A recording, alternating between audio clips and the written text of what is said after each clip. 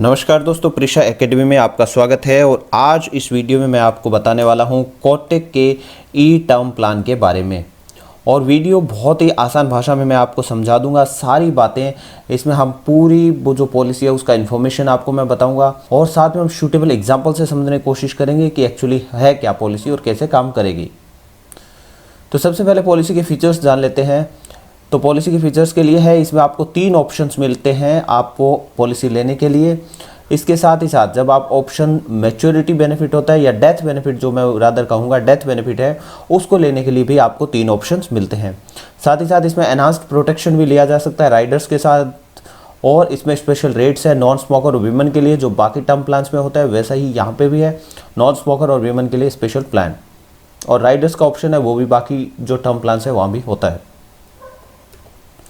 Eligibility की बात करते हैं तो एलिजिबिलिटी के लिए जैसा कि टर्म प्लान के लिए है कि मिनिमम ऑफ 18 ईयर्स होना चाहिए। हर कंपनी का यही प्लान है क्योंकि तभी आदमी अर्निंग हो पाता है।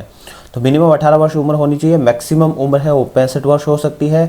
और मैच्योरिटी पे उम्र है वो 75 वर्ष होनी चाहिए। यानी आप अगर 75 वर्ष से बाद की अपनी लाइफ को सिक्योर करना चाहते हैं तो ये पॉलिसी आपके लिए नहीं है। इसमें मैक्सिमम जो मैच्योरिटी एज है वो 75 ईयर्स है। मिनिमम सम एश्योर्ड यहाँ पे आप 25 लाख का ले सकते हैं। मैक्सिमम सम एश्योर्ड पे इस पर कोई लिमिट नहीं है। हालांकि जो मैक्सिमम सम एश्योर्ड होता है वो आपकी इनकम पे डिपेंड करता है। अगर आपकी इनकम ज़्यादा है तो आपको मैक्सिमम सम एश्योर्ड है वो ज़्यादा मिल सकता है, अदरवाइज मैक्सिमम सम एश्योर्ड है वो कम मिलेगा। अगर हम प्रीमियम फ्रीक्वेंसी की बात करते हैं तो आप मंथली एंड ईयरली बेसिस पे प्रीमियम का पेमेंट कर सकते हैं। क्वार्टरली और हाफ ईयरली बेसिस पे प्रीमियम का पेमेंट यहाँ पे नहीं अवेलेबल है आपके पास। प्रीमियम पेइंग टर्म की बात करते हैं तो आप सिंगल प्रीमियम का पेमेंट भी कर सकते हैं, एक साथ पूरा प्रीमियम पे कर सकते हैं। रेगुलर प्रीमियम का पेमेंट कर सकते हैं, यानी जितने साल का पॉलिसी लिया है उतने साल तक आपको प्रीमियम का पेमेंट करना पड़ेगा। इसके अलावा आप लिमिटेड प्रीमियम का पेमेंट कर सकते हैं, जिसमें आप 5 वर्ष या 10 वर्ष का प्रीमियम का पेमेंट भी कर सकते हैं। मिनिमम पॉलिसी टर्म की बात करते हैं तो कम से कम आपको 5 वर्ष पॉलिसी लेना पड़ेगा और अधिकतम आप 40 वर्ष का पॉलिसी ले सकते हैं। अगर हम प्लान ऑप्शंस की बात करते हैं तो इसमें पहला ऑप्शन आता है लाइफ ऑप्शन, जो कि प्योर टर्म इंश्योरेंस ऑप्शन है। यानी इसमें डेथ होने पे ही सम एश्योर्ड मिलता है, इसके अलावा कुछ नहीं है। तो प्लेन वनीला जो टर्म ऑप्शन है वो यहाँ पे मिलता है। दूसरा आता है लाइफ प्लस ऑप्शन। यहाँ पे क्या होता है, आपको डेथ बेनिफिट के साथ साथ एक एक्सीडेंटल डेथ बेनिफिट का राइडर है वो अलग से मिल जाता है। तो इसमें क्या है, death benefit plus accidental death benefit का राइडर यहाँ पे मिलता है।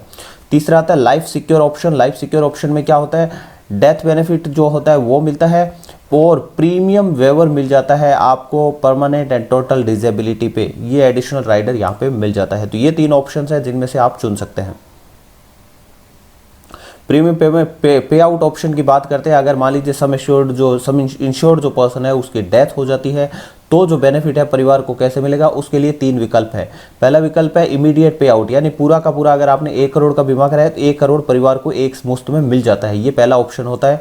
दूसरा ऑप्शन है, उसमें क्या होता है, लेवल रिकरिंग पे आउट, यानी आपका 10% आपको जो सम एश्योर्ड होता है वो नॉमिनी को उसी टाइम पे डेथ के टाइम पे ही मिल जाता है। यानी 1 करोड़ का अगर बीमा है तो 10 लाख रुपए उसी टाइम पे मिल जाएंगे।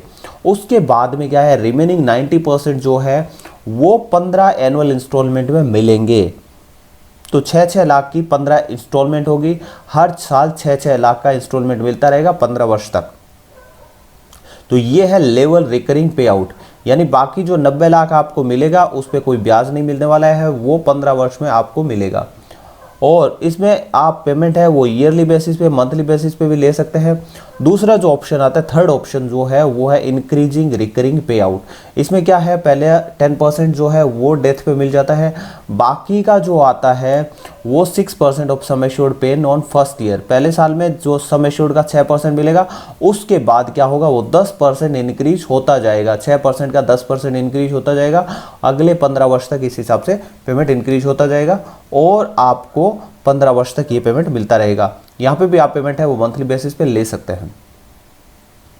अगर हम प्रीमियम की बात करते हैं तो policy term basic sum assured 1 crore का हम लेकर के प्रीमियम देखते हैं कि भाई रेगुलर पे करना है और आपने लाइफ ऑप्शन लिया है, यानी आप बिल्कुल टर्म प्लान ले रहे हैं जिसमें किसी प्रकार का राइडर नहीं है और आप 1 करोड़ का पॉलिसी लेते हैं, तब आपका प्रीमियम क्या रहता है, तब आपका प्रीमियम इमीडिएट पे आउट पे आपका प्रीमियम रहता है। एंट्री एज अगर आपका 30 वर्ष है तो और 25 वर्ष का आप पॉलिसी लेते हैं तो आपका प्रीमियम रहता है 7,200 रुपये का।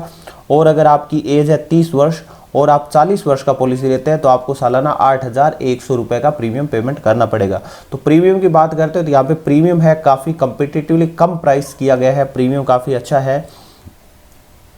इसी हिसाब से अगर पॉलिसी दूसरा ऑप्शन लेते हैं, अगर हम लेवल रिकरिंग पे आउट, यानी पहला जो पेमेंट होगा 10% वो आप इमीडिएट डेथ पे नॉमिनी को मिलेगा और बाकी जो 90 लाख है वो 15 वर्ष में मिलेंगे। उस कंडीशन में अगर आप जाते हैं तो प्रीमियम देख सकते हैं आप कम हो जाता है। यहाँ पे 30 वर्ष का व्यक्ति 25 वर्ष की पॉलिसी लेता है तो 6,100 रुपये का प्रीमियम पेमेंट करना पड़ता है, और 40 वर्ष का पॉलिसी लेता है तो 6,800 रुपये का प्रीमियम पेमेंट करना पड़ेगा।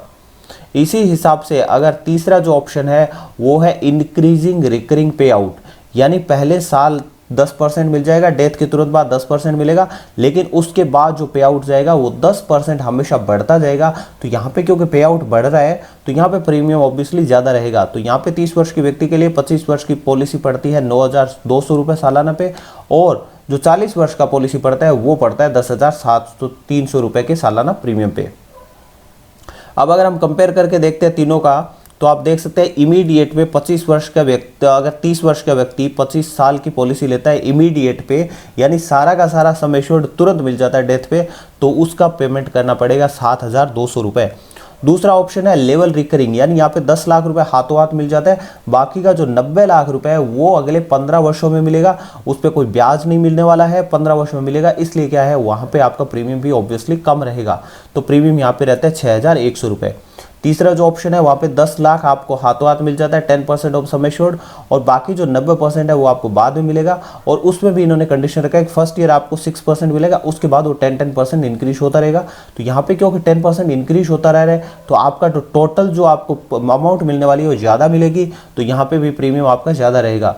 तो यहाँ पे प्रीमियम रहता है 9,200 रुपये। तो अगर आप सस्ता प्रीमियम चाहते हैं तो लेवल रिकरिंग का ऑप्ट कर सकते हैं, काफ़ी अच्छा है ये, और प्रीमियम बहुत अट्रैक्टिव है। अब अगर हम ध्यान देने वाली मैं बातें आपको बता देता हूँ, मैच्योरिटी बेनिफिट यहाँ पे नहीं मिलेगा क्योंकि टर्म प्लान है। साथ ही अगर ग्रेस पीरियड की यहाँ पे ग्रेड लिख दिया, ग्रेस पीरियड है। ग्रेस पीरियड की बात करते हैं तो आपको 30 दिन का ग्रेस पीरियड मिलता है हाफ ईयरली, ईयरली और क्वार्टरली प्रीमियम पे। हालांकि इसमें हाफ ईयरली और क्वार्टरली ऑप्शन है नहीं, तो ईयरली ऑप्शन पे आपको 30 दिन का प्रीमियम जो ग्रेस पीरियड मिल जाता है, और मंथली जो प्रीमियम पेमेंट करते हैं तो आपको 15 दिन का ग्रेस पीरियड मिल जाता है।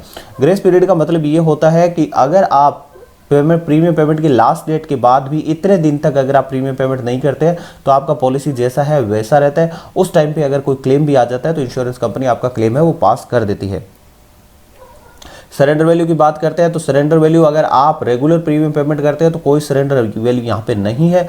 हालांकि अगर आप सिंगल प्रीमियम या लिमिटेड प्रीमियम का ऑप्शन आपने चुना है तो आपको सरेंडर वैल्यू मिलती है, लेकिन सरेंडर वैल्यू में बहुत सारी चीज़ें काट ली जाती है, आपको बहुत कम पैसा मिलता है। इसलिए पॉलिसी लेते टाइम 10 बार सोचिए और सरेंडर करवाने का कभी मत सोचिए। अब है कि क्योंकि टर्म प्लान है तो आप इसके अगेंस्ट लोन नहीं ले पाएंगे। और फ्री लुक पीरियड की बात करते हैं तो यहाँ पे आपको 30 दिन का फ्री लुक पीरियड मिलता है। फ्री लुक पीरियड का मतलब होता है कि आप अगर किसी कारण से पॉलिसी को पसंद नहीं करते हैं और आप पॉलिसी सरेंडर करना चाहते हैं, तो अगर आप 30 दिन के भीतर अगर पॉलिसी सरेंडर कर देते हैं तो आपको किसी प्रकार का चार्जेस नहीं देना पड़ेगा, आपको प्रीमियम जैसा था वैसा मिल जाता है। हालांकि उसमें ये लोग क्या करते हैं, स्टैंप ड्यूटी और जो मेडिकल चार्जेज है ये सब काट लेते हैं, वो आपको कटेगा, बाकी आपका कुछ भी नहीं कटेगा। पॉलिसी रिवाइवल की बात करते हैं तो यहाँ पे आपको 5 वर्ष का पॉलिसी रिवाइवल पीरियड भी मिल जाता है।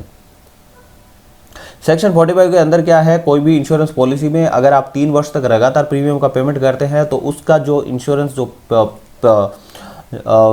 क्लेम है वो कंपनी किसी भी कारण से रिजेक्ट नहीं कर पाएगी। ये सेक्शन 45 श्योरिटी देता है आपको, एडा का सेक्शन 45 है। इस पे और अधिक जानकारी चाहते हैं तो आप मेरा वीडियो देख सकते हैं जिसमें हमने पूरा इस सेक्शन 45 पे बताया है। इसका लिंक डिस्क्रिप्शन बॉक्स में ऊपर भी इसका लिंक आ रहा है, वहाँ से भी आप वीडियो देख सकते हैं। अगर हम राइडर्स की बात करते हैं तो यहाँ पे आपको कोटक क्रिटिकल इलनेस राइडर आप ले सकते हैं कोटक की इस पॉलिसी के साथ पे। और कैसे खरीदना है आपको, तो ऑनलाइन आप इसको बाय कर सकते हैं। बाय करने के लिए आपको क्या करना है, https://insurance.kotak.com पे विजिट करना है। वहाँ पे आपको बाय ऑनलाइन का ऑप्शन मिल जाता है, वहाँ पे आपको ये ई टर्म प्लान है वो बाय कर लेना है। ई टर्म प्लान बाय करने के लिए आपके पास क्या होना चाहिए, एक आपका इनकम प्रूफ का कोई डॉक्यूमेंट होना चाहिए, जैसे आपका ITR हो गया, पिछले 2-4 महीने का सैलरी स्लिप हो गया, या और एक एड्रेस प्रूफ होना चाहिए जिसमें आधार कार्ड हो गया, ये हो गया, और पैन कार्ड। ये डॉक्यूमेंट्स अगर आपके पास है तो आप ऑनलाइन बाय कर सकते हैं। अच्छा, कुछ चीज़ें मैं बताता हूँ कि जो आपको कभी नहीं भूलनी चाहिए लाइफ में, वो है कि पॉलिसी लेते समय बीमा कंपनी जो भी आपको चीज़ पूछ रही है वो सच सच बता दीजिए। अगर आप छुपा रहे हैं तो आप खुश होने की जरूरत नहीं है, वो क्लेम रिजेक्ट करने में इंश्योरेंस कंपनीज को मदद करेगा।